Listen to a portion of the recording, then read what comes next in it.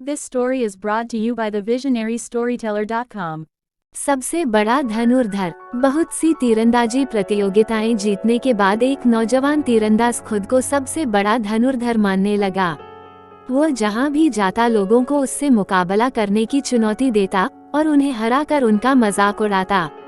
एक बार उसने एक प्रसिद्ध ज़ेन मास्टर को चुनौती देने का फैसला किया और सुबह सुबह पहाड़ों के बीच स्थित उनके मठ जा पहुंचा। मास्टर, मैं आपको तीरंदाजी मुकाबले के लिए चुनौती देता हूँ, नवयुवक बोला। मास्टर ने नवयुवक की चुनौती स्वीकार कर ली। मुकाबला शुरू हुआ। नवयुवक ने अपने पहले प्रयास में ही दूर रखे लक्ष्य के ठीक बीचों बीच निशाना लगा दिया और अगले निशाने में उसने लक्ष्य पर लगे पहले तीर को ही भेद डाला। अपनी योग्यता पर घमंड करते हुए नवयुवक बोला, कहिए मास्टर, क्या आप इससे बेहतर करके दिखा सकते हैं?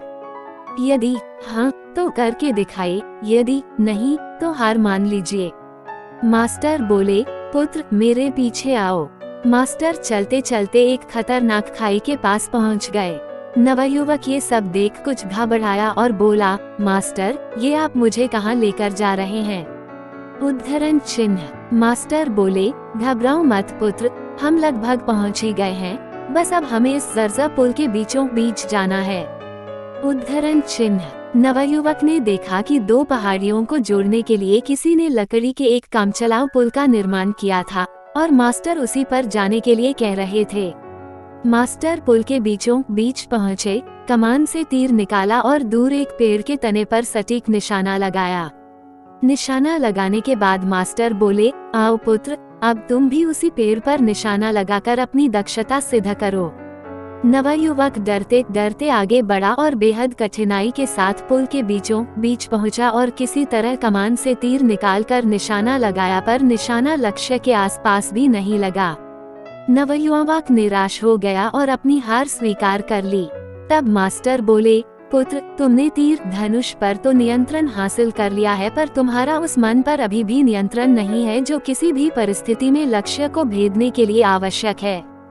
पुत्र, इस बात को हमेशा ध्यान में रखो कि जब तक मनुष्य के अंदर सीखने की जिज्ञासा है तब तक उसके ज्ञान में वृद्धि होती है, लेकिन जब उसके अंदर सर्वश्रेष्ठ होने का अहंकार आ जाता है तभी से उसका पतन प्रारंभ हो जाता है। नवयुवक मास्टर की बात समझ चुका था। उसे एहसास हो गया कि उसका धनुर्विद्या का ज्ञान बस अनुकूल परिस्थितियों में कारगर है और उसे अभी बहुत कुछ सीखना बाकी है। उसने तत्काल ही अपने अहंकार के लिए मास्टर से क्षमा मांगी और सदा एक शिष्य की तरह सीखने और अपने ज्ञान पर घमंड न करने की सौगंध ली। ज़ेन स्टोरी सार। इस जैन कहानी में हमने देखा कि जब जिसके अंदर सर्वश्रेष्ठ होने का अहंकार आ जाता है तभी से उसका पतन प्रारंभ हो जाता है। इसके साथ साथ हर व्यक्ति की अपनी एक खासियत होती है जिसमें दूसरा व्यक्ति शून्य होता है, इसीलिए सभी का समान आदर करना हमारा कर्तव्य है।